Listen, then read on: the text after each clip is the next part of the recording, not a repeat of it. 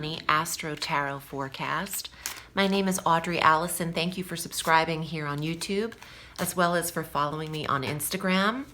I am using a brand new deck and I wanted to uplift you. I know we are home for a while. Game of Thrones, everybody. Let's get excited about this. I've never known that they had a deck. I guess HBO gets the credit for creating this deck, but the cards are amazing and it's a treat. And I'm doing my part here as I'm at home too in New Jersey. Okay, so let's get to it. Let's start with the 7th of May with our full moon at 17 degrees of Scorpio. And now that we're all home, there should be a lot of you reading and checking up on your astrology and just kind of preparing and aligning your life privately and perfectly. And trust this pause. Trust what is happening, even though it may feel very uncomfortable to witness or to be aware of. This closure, the awareness in the full moon on the 7th occurs in your 9th house where you hold Scorpio. So this is about ending a certain certification or training or an education you've been studying for. This could be about discovering what you believe in, aligning yourself spiritually, practicing your most spiritual path is what I'm getting. There is something to be seen for Pisces. You are extremely experienced and spiritual is the message. And you're gaining a level of credentials here, I think, whether that is legitimately in certification or spiritually in how you are handling your life. On the 11th, Mercury, the planet of messages and data, enters the sign that it rules first on the chart, Gemini on the wheel. So Mercury in Gemini in your 4th house of home from the 11th of May through the 28th of May has you tending to where you've been resting for 4 to 6 weeks. There needs to be a cleaning up, a detox of the home area, analyzing your space, moving things around, thorough cleaning. Your spring cleaning probably takes place in this time frame, May 11th through May 28th in the home sector. It's also a great time frame to communicate with your mother. The 4th house governs the maternal sector of the chart.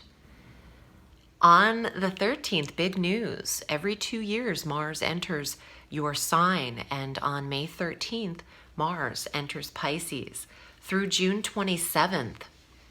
That is a ton of energy and stamina in the first sector of the chart, representing your physical self and body, tending to your regimen physically, sweating, expelling a lot,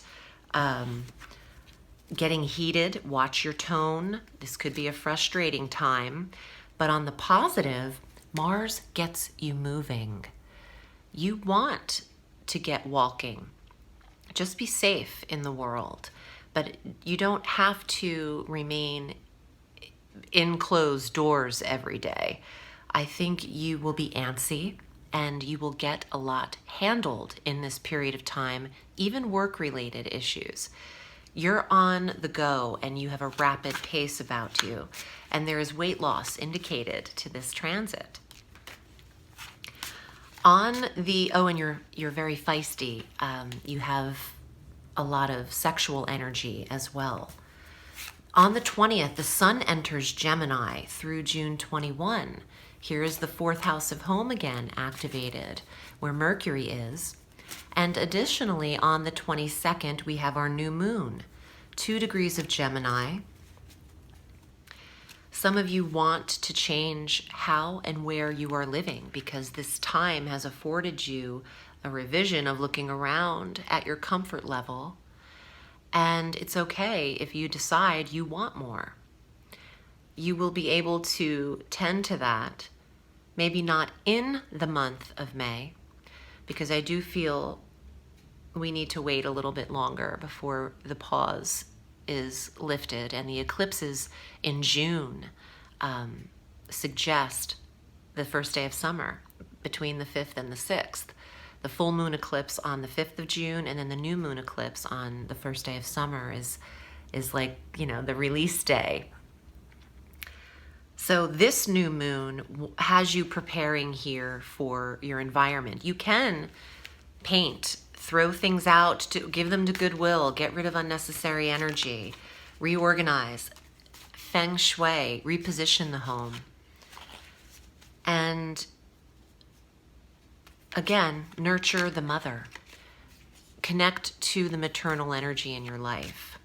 From the 15th through the 31st of May, halfway through the month, Mars in your sign starts to work with Uranus in an early Taurus, the stages of Taurus. They're sextiling one another between your first house of self and body and the third house of communications.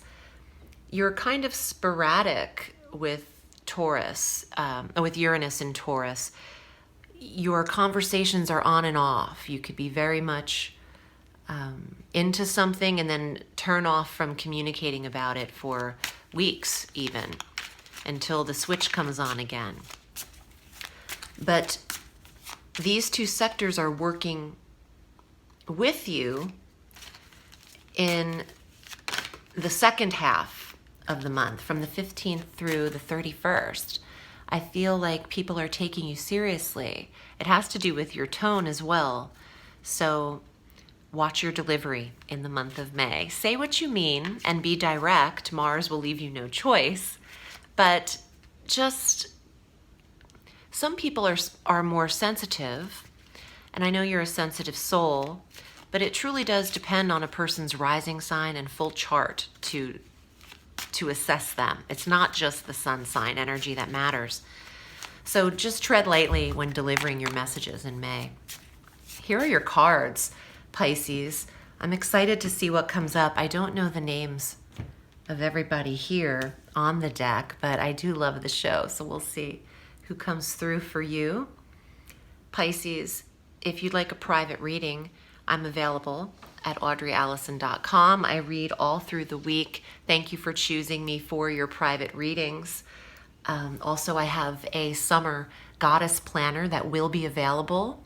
You can check my homepage at audreyalison.com. Thanks, Pisces. Here are your cards for the month. 10 of Spears. Carrying a burden, you know, homeschooling, taking care of a million things. It's not necessarily easier handling life out of the home. Yes, we can be in our PJs when we want to, but there are still technological burdens and the learning of new equipment and the burdens of tending to, you know, life choices every hour of the day as opposed to a few hours of the day. It will get easier, but the 10 of Spears is the 10 of Wands, and that is carrying a heavy load right now, a heavy burden. And let's see what else is here. The 8 of Cups that you're meant to walk away from. Who is this? I think that's Jon Snow walking away when he left. 8 of Cups, it's okay to turn your back on the burden. Why bemoan the loss of something that never existed?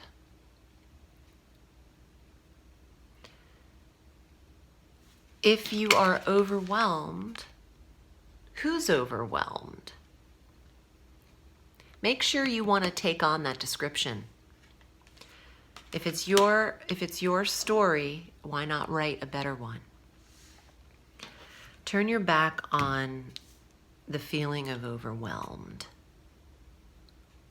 Let's see what else is here.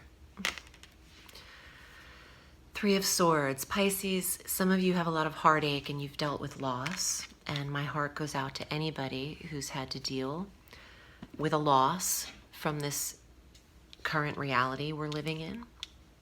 We are all meant to be with ourselves right now and to tune into ourselves and to what we have created. That includes your children, your projects, your life.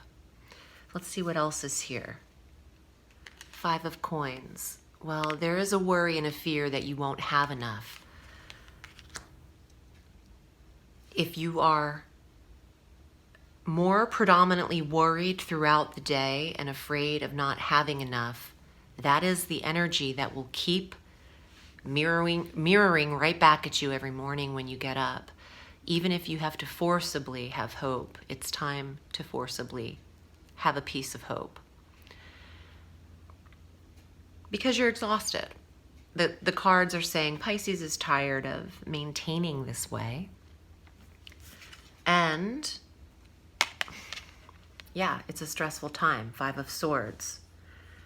You want more, and when you can't necessarily move forward or you're met with restriction, it feels extremely limiting.